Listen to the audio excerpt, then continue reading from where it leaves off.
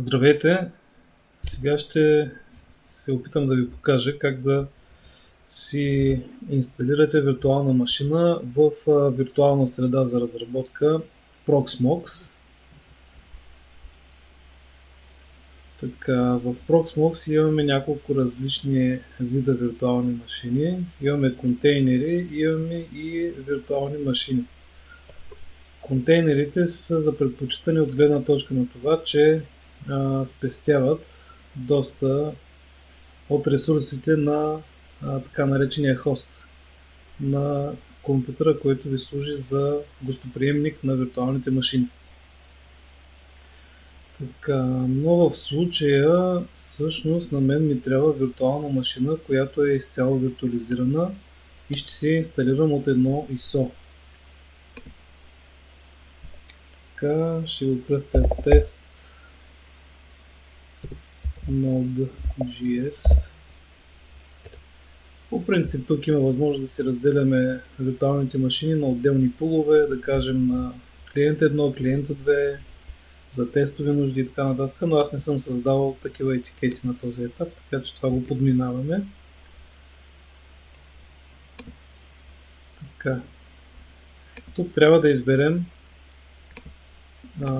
носител, от който да инсталираме операционната система.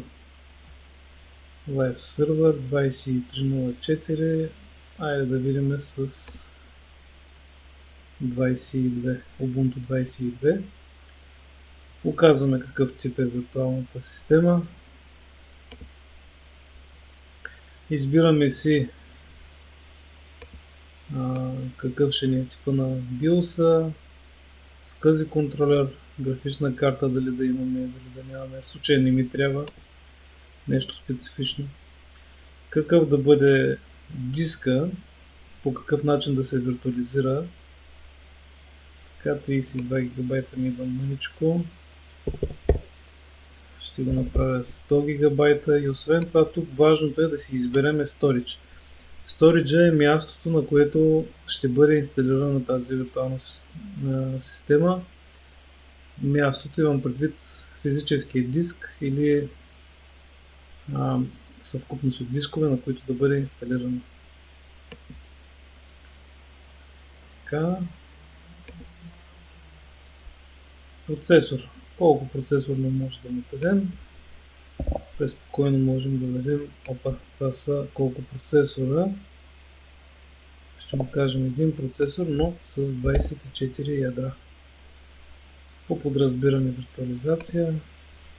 Memory, колко памет, 4 гигабайта да кажем, ще е добре.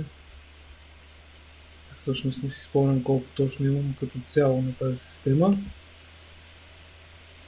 Така, избираме си какъв тип да бъде мрежата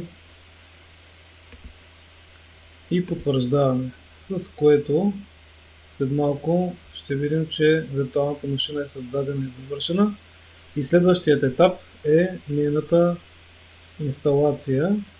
Инсталацията на операционна система в тази виртуална машина.